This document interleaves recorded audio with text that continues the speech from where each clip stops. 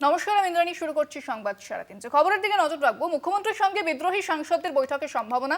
মুখ্যমন্ত্রীর সঙ্গে তৃণমূলের বিক্ষুব্ধ সাংসদের বৈঠক। ভূপেন্দ্র যাদবের বাড়িতে মুখ্যমন্ত্রী শুভেন্দু অধিকারী, ভূপেন্দ্র যাদবের বাড়িতে তৃণমূলের বিদ্রোহী সাংসদেরা আজ তারা বৈঠক করবেন মুখ্যমন্ত্রী শুভেন্দু অধিকারীর সঙ্গে। এ বিষয়ে আরো জানবো। আমাদের সঙ্গে সরাসরি নিউজরুম থেকে রয়েছেন বিশেষ প্রতিনিধি দেবজ্যোতি ঘোষ। দেবজ্যোতি, আজ বিদ্রোহী সাংসদের সঙ্গে কথা বলবেন মুখ্যমন্ত্রী শুভেন্দু অধিকারী। তার ভূপেন্দ্র যাদবের বাড়িতে তারা পৌঁছেছেন। কি জানতে পারছো বিষয়?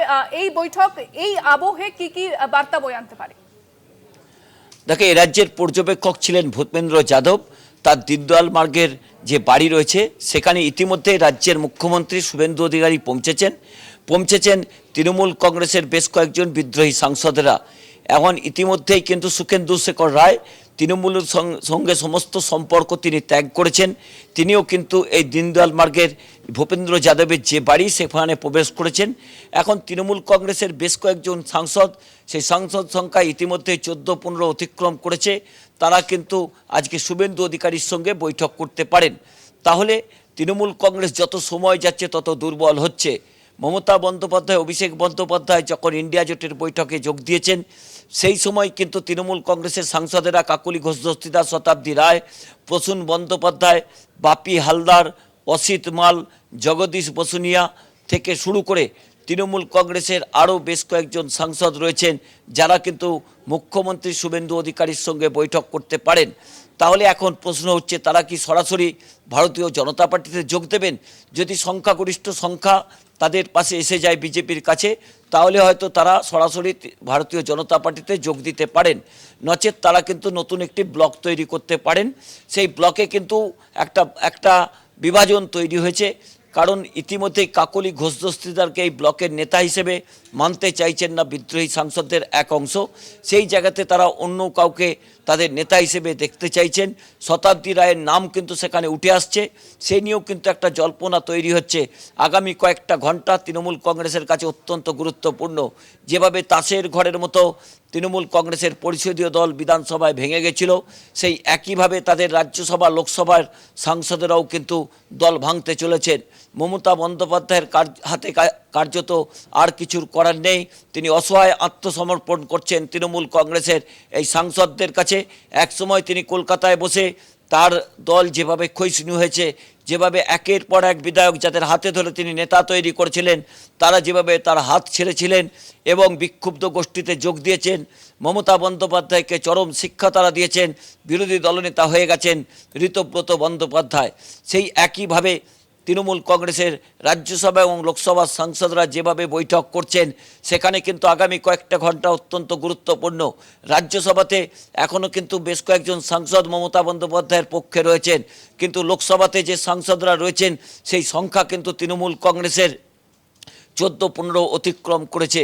সেই জায়গাতে সেই সংখ্যাটা আরো জানতে চাইবো দেবজ্যোতি, যেখানে আমরা দেখলাম যে বিধানসভা নির্বাচনে তৃণমূলে ভরাডুবির পর মমতা বন্দ্যোপাধ্যায় তিনি প্ল্যান করলেন যে এবার দিল্লিতে গিয়ে লড়াই হবে, অর্থাৎ সাংসদ সংখ্যা তার হাতে রয়েছে এবং সেখান থেকে লড়াইটা শুরু হবে। কিন্তু দেখা যাচ্ছে যে এবার সেই সংখ্যাটাও যদি কমে যায়, কারণ সুখেন্দু শেখর রায় ইতিমধ্যে তিনি ইস্তফা দিয়েছেন, যদি সেই সংখ্যাটাও কমে যায় তাহলে তৃণমূল কি আর কোথাও লড়াইয়ের জায়গাতে থাকবে?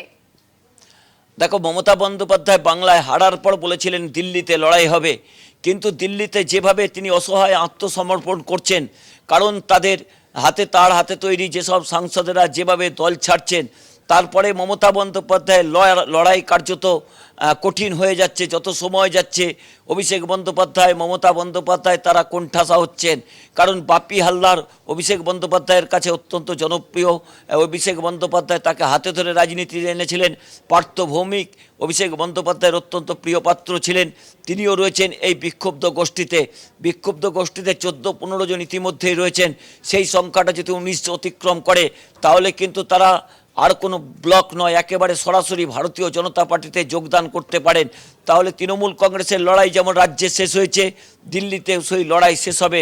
এখন ইন্ডিয়া জোটে মমতা বন্দ্যোপাধ্যায় কার্যত কোণঠাসা হয়ে পড়বেন, কারণ দেবজ্যোতি, তার এই হাতে বিষয়টা জানতে চাইবো যে ইন্ডিয়া জোটেরও তো একটা বৈঠক চলছে এবং কোথাও না কোথাও ইন্ডিয়া জোটের যারা নেতৃত্ব দিয়েছেন বা যারা নেতা রয়েছেন তারা মমতা বন্দ্যোপাধ্যায়কে একটা প্রমিনেন্ট মুখ মনে করতেন বিজেপির বিরুদ্ধে লড়ার জন্য, কিন্তু যেভাবে ঘরে ভাঙন ধরেছে সেক্ষেত্রে মমতা বন্দ্যোপাধ্যায়েরও কি প্রাসঙ্গিকতা থাকবে আর ইন্ডিয়া জোটে? দেখো, মমতা বন্দ্যোপাধ্যায় গত কয়েকদিন আগে বলেছিলেন নেতারা চলে যেতে পারেন, সাংসদরা চলে যেতে পারেন, বিধায়করা চলে যেতে পারেন, তৃণমূল কর্মীরা তার পাশে রয়েছে। তিনি বলেছিলেন তার পাশে 40-41% ভোট রয়েছে। তৃণমূল কংগ্রেসের নেতা কুণাল ঘোষ বলেছিলেন মমতা বন্দ্যোপাধ্যায়ের মুখ এবং জোড়াপুর সিম্বলকে সামনে নিয়েই তারা লড়াই করেছিলেন, 40-41% ভোট পেয়েছিলেন। কোনো নেতা চলে গেলে তৃণমূল কংগ্রেস ক্ষয়িষ্ণু হবে না। সেই জায়গাতে মমতা বন্দ্যোপাধ্যায়ও কিন্তু অত্যন্ত শক্তিশালী ছিলেন ইন্ডিয়া জোটে। কিন্তু আজকের পরে মমতা বন্দ্যোপাধ্যায়ের হাতে কি থাকলো?